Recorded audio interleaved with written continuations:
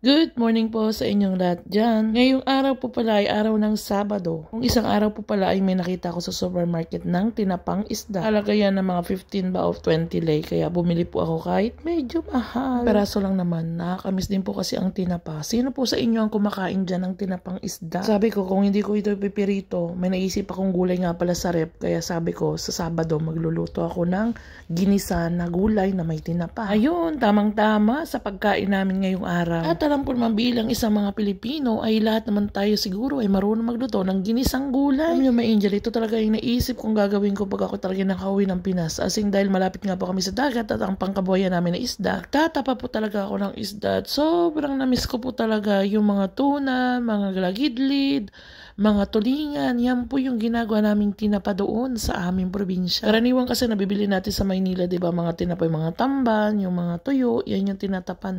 Pero sa amin talaga sa probinsya, may Angel, sabi ko sa inyo, yung mga mamahaling isda na yan, talagang tinatapan lang namin yan sa probinsya kapag gusto namin kumain. Mamaya pala, may Angel, pagkatapos kong magluto at maglinis ng bahay, ay kami papunta ng palengke. So kung ngayong araw ay marami akong magawa at marami akong maluto at magawang video, ano kasi marami akong nababasa na kung kailan daw ako magluluto ulit dahil na-miss na nila yung aking mga video. Pasensya na sa inyo, may Angel, kasi simula po nung nagkasakit ako, talagang pinahinga ko po ang aking sarili. Alam nyo kasi, may Angel, simula nung nagkasakit ako nung nakaraang week pa ng Webes, talagang hindi ako as in naggagalaw talaga yung nagtrabaho dito sa bahay. Tapos alam nyo ba na nakapasok na ako noon ay Tuesday na po talaga ako nag-start ng trabaho. Monday, hindi pa rin ako nag-work. Ang iniingatan ko po ang sarili ko, Maynil, kasi talagang yung trangkaso ngayon ay kakaiba. As in, kakaiba po ang trangkaso ngayon. Ba yung minsan mapapaisip ko sa sarili mo, hala, baka hindi ko kayanin yung sakit na to kasi sobrang sakit po ng katawan ko.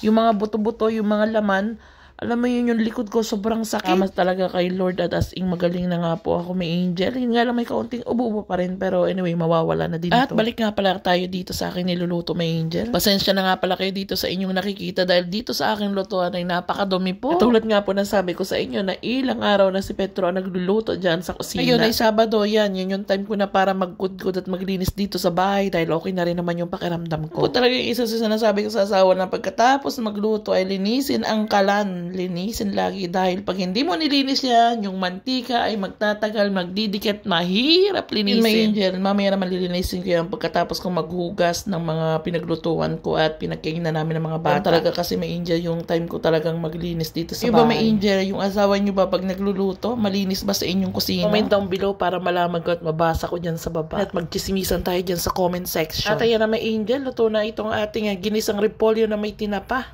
Kain na tayo! So guys, ito na yung niluto ko. Tinapa! May tinapa tayo. Jacob! Kainin natin yung mga bata.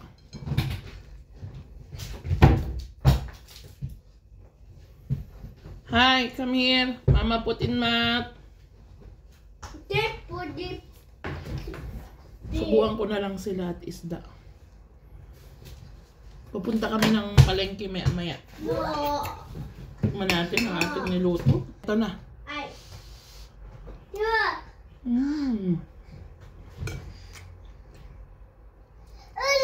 Grabe guys, ang sarap ng tinapa. Lasan-lasa dun sa gulay yung tinapa.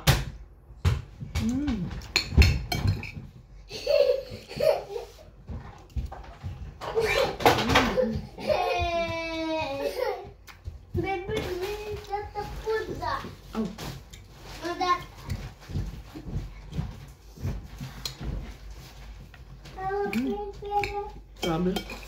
Ang sarap ng tinapa. Bagay na bagay doon sa kulay.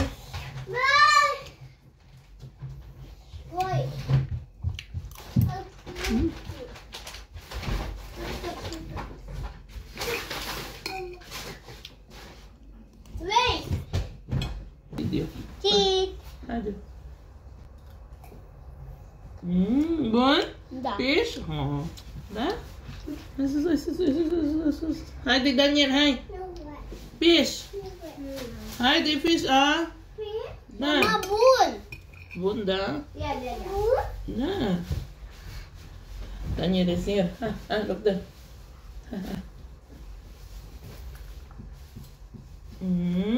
Bun? Bye. Hindi natin sila. 3, 12, 12.